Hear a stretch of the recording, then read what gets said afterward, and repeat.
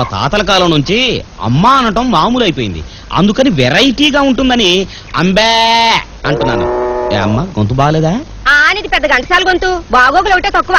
పట్టు. ఆగాదు, ఏమిటమ్మ ఇది? చారు. ఈ చారులు పులుసులు నా బాడీకి అంతగా పడవు.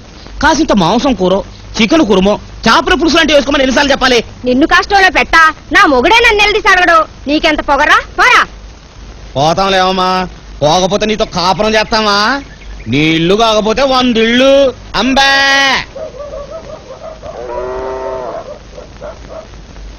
ఇదిగో ముసలాయనా, ఓ దెబ్బ వేసుకున్నాను రా. ఓ పోవయ్యా, దెబ్బలేదు దేవసం లేదు. నీలాగా నాకేం పని లేదనుకున్నావా? ఎల్లవయ్యా సొంచు మొఖమాడా, నువ్వు లేకపోతే నాకేమన్నా ప్యాసింజర్లు కరువు అయిపోతారు అనుకున్నావా? అడుగో ఒరే ముళ్ళ పంది రా.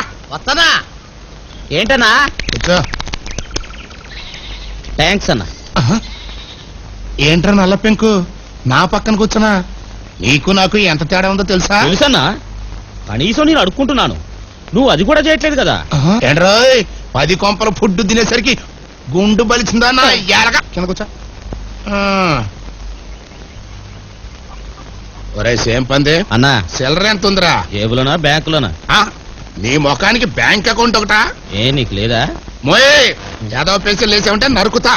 తొందరరా, ఒక ఆట వేసుకుందాం. చేయి గొలగొల్లాడుతుంది. ఉండనా, ముందన్నం తినాలి, ఆలస్యంగా తింటే ఆరోగ్యం పాడైపోద్ది. ఏం కూరలరా? ఏముందిలే అన్న, చేపల పులుసు, చింతసూరు పప్పు, కోడిగుడ్ల ఫ్రై, 2 పచ్చళ్ళు. మీ ఇంటి పెరుగు పంపిస్తే ఈ పూట ఎలాగో గడిచిపోద్ది. తమరు తినే భోజనం ప్రైమ్ మినిస్టర్ ఆఫ్ ఇండియా కూడా తినలేరు. అదృష్టవంతులు.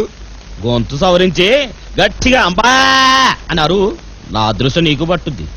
అంటే నన్ను కూడా ఏం కూర్చో